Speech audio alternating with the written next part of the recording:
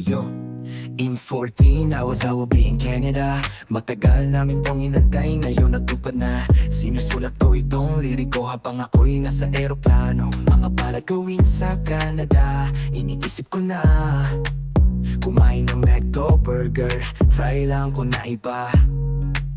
Maraming pasyalan ang nasa isip, pero para sa akin makasama ang pamilya. Okay na ikot-ikot, gala-gala, tingin-tingin sa mga bagong tanawin sa Canada. Matagal na plano, ngayon natupad na. Ako'y masaya dahil ako nakakagawa ng kanta. Sa mga liriko ko, napakinggan nyo ang aking mga kwento. Para maiba naman ako'y mag-rap, para mga tugtugin, mabigyan ng buhay at saya.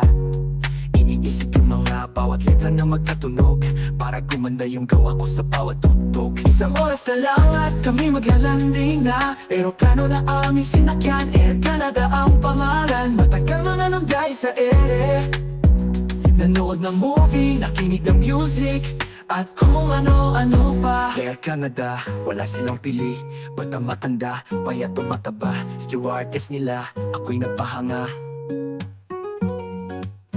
Air Asia na naman ng galing Manila to Korea. Mga stewardess tumupod ng ganda, mga tuno ng boses nakakatuwa. Anong asayo, ang sameda, makwento ko pa mga kasama ko sa eroplano. Korean, Chinese at Pilipino, masarap talaga magbiyahe lalo na kasama ang pamilya.